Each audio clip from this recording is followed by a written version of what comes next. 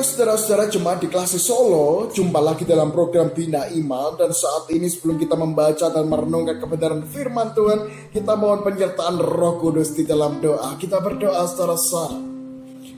Sungguh suatu anugerah ya Tuhan ketika saat ini Kau perjumpakan kami dalam program Bina Iman, di mana kami boleh diingatkan, dikuatkan, ditegur dan diarahkan melalui firman Tuhan, sehingga kehidupan kami diperlengkapi menjadi saksi Tuhan kapanpun, dimanapun dan apapun kondisinya. Oleh sebab itu ya Tuhan, kembali kami membuka telinga kami, membuka pikiran kami dan membuka hati kami, agar firman ini tidak sia-sia, namun firman ini boleh menjadi berkat bagi kami dan boleh menjadi alat kesaksian yang semakin memuliakan Tuhan melalui hidup kami. Terima kasih Tuhan, dalam nama Yesus kami berdoa. Amin. Saudara-saudara terkasih, berbicara soal kitab Wahyu, kitab Wahyu itu mungkin banyak yang kita pahami sebagai kitab masa depan.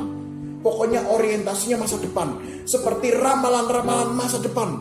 Nah, maka dari itu tidak jarang orang itu takut di dalam membaca kitab Wahyu, karena wah, itu nanti akan ada peperangan, akan ada bencana, ada 7 sangkakala, ada naga dan lain sebagainya. Itu seakan-akan masa depan dan masa depan. Saudara-saudara, memang kitab Wahyu itu berbicara mengenai masa depan. Tetapi kitab Wahyu juga selain memiliki sisi masa depan, ada sisi juga yang namanya sisi masa lalu. Past.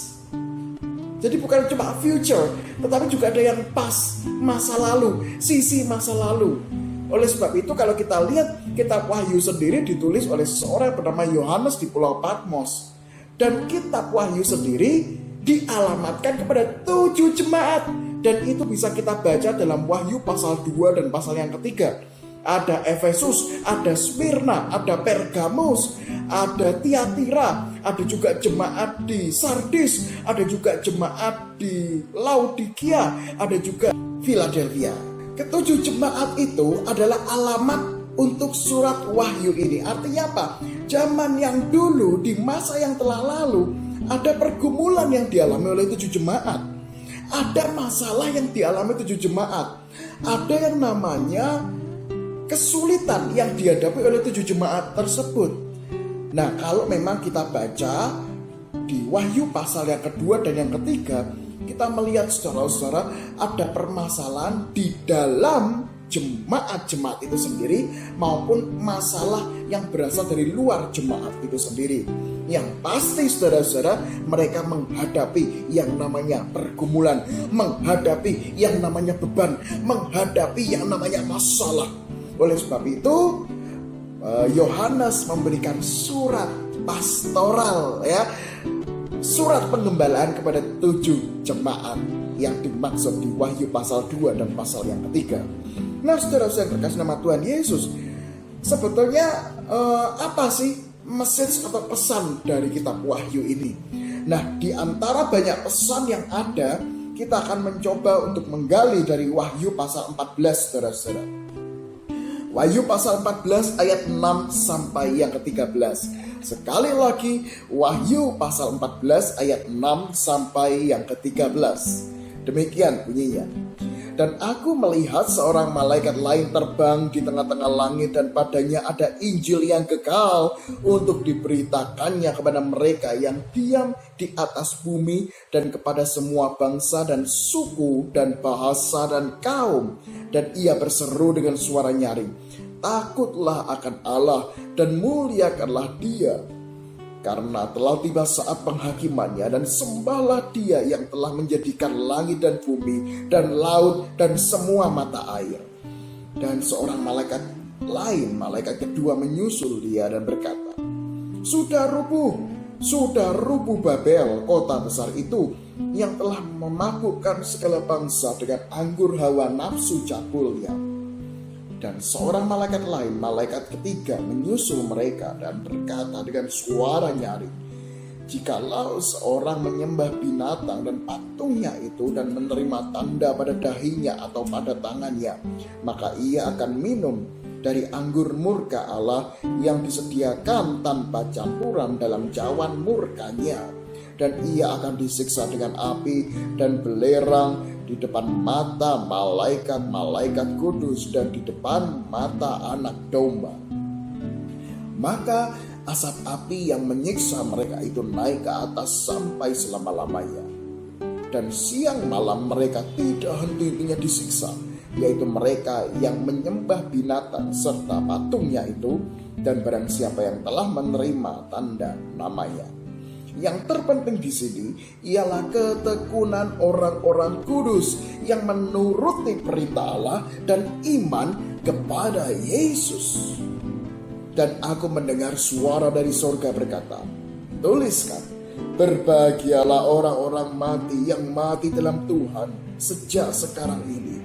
Sungguh, kata Roh, supaya mereka boleh beristirahat dari jerih lelah mereka, karena segala perbuatan mereka menyertai mereka. Nah, saudara-saudara kasih nama Tuhan Yesus, sekali lagi memang bahasanya seakan-akan bahasa untuk futuristik atau bahasa yang masa depan. Tetapi jangan lupa seperti yang saya katakan tadi, kitab Wahyu itu berbicara soal aspek masa depan maupun aspek masa lalu. Masa lalu dalam hal ini sekali lagi pesan kepada 7 jemaat tadi. Dan pesannya berisi penguatan ketika menghadapi pergumulan, penguatan ketika menghadapi masalah, penguatan ketika menghadapi yang namanya kesusahan yang mereka alami. Dan kata kuncinya ada di ayat yang ke-12, saudara-saudara. Ayat 12 apa? Yang penting di sini adalah kata yang dipakai oleh Yohanes apa? Ketekunan orang-orang kudus yang menuruti perintah Allah dan iman kepada Yesus. Ada satu kata yang menarik yang dipakai, yaitu adalah ketekunan. Memakai bahasa Yunani, saudara-saudara, hupomone. Atau dalam King James Version itu adalah patience. Nah, ketekunan ini menjadi kata kunci yang sangat penting, saudara-saudara, yang dibold, yang dipakai, bahkan ditekankan. Yang penting di sini ialah ketekunan. Ketekunan untuk apa? Menuruti perintah Allah dan iman, percaya, artinya kepada Yesus.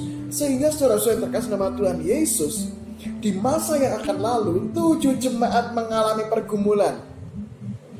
Dan kitab Wahyu juga berbicara aspek masa kini. Jadi saudara-saudara, kitab Wahyu itu ada aspek masa depan, ada aspek masa lalu, dan ada aspek masa kini.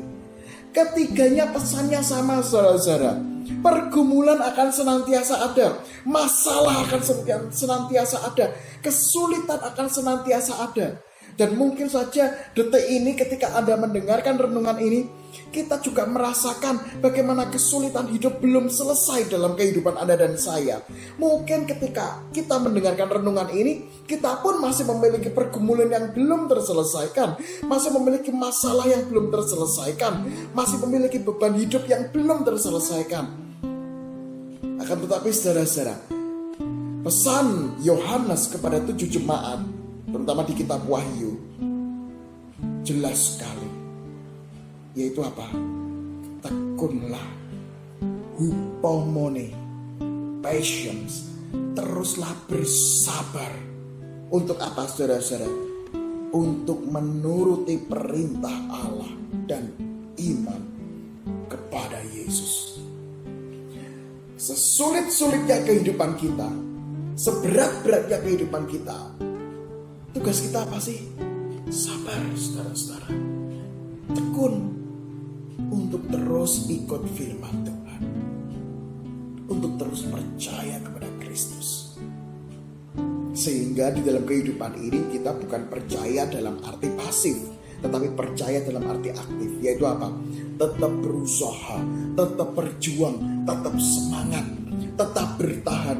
Ya Tuhan, mungkin saat ini saya sakit, tetapi saya tetap percaya bahwa Tuhan menyertai.